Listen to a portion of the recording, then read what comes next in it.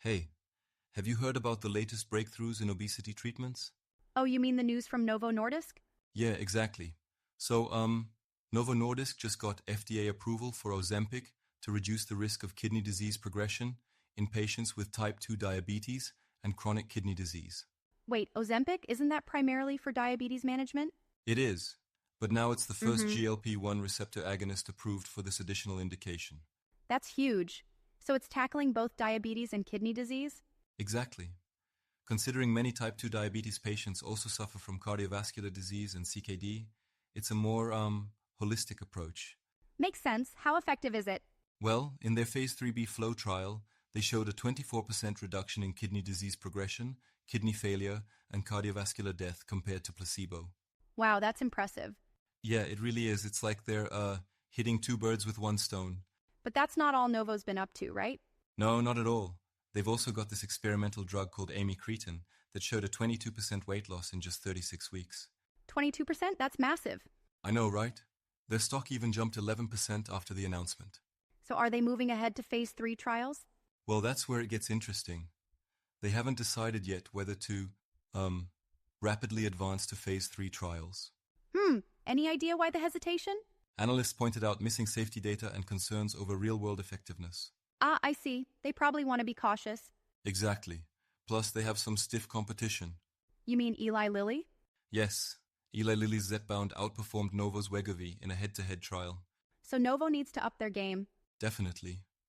They're also developing CagriSema, which is a combination of GLP-1 and amylin drug, Yeah, and a high-dose version of Wegovy to improve efficacy. smart move. Oh, and aren't they testing an oral version of amycretin too? Yes, exactly. The oral version showed a 13.1% weight loss over 12 weeks in a phase 1 trial. That's promising. Absolutely. But it's not just Novo and Eli Lilly in the game. Right, other players are stepping up too.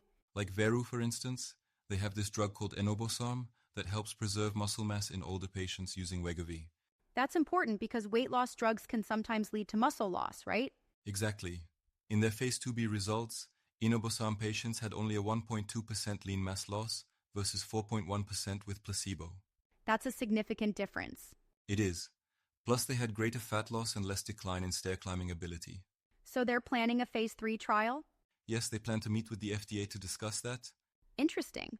Then there's Metsera, who just filed for an IPO to fund phase 3 trials of their GLP-1 drug, MET-097I. Oh yeah, what's special about their drug? Well, in their phase 2a trial, patients had up to 11.3% weight loss after 12 weeks, and their drug has a longer half-life of 15 to 16 days. Longer half-life means less frequent dosing, right? Exactly. But with all these companies, do you think the market's getting crowded?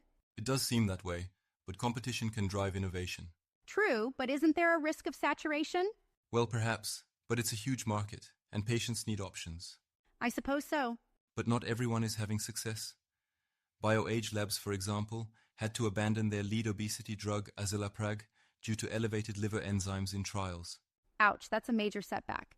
Yeah, but they're pivoting to focus on a brain-penetrant NLRP3 inhibitor targeting neuroinflammation and metabolic aging. Well, at least they have other avenues.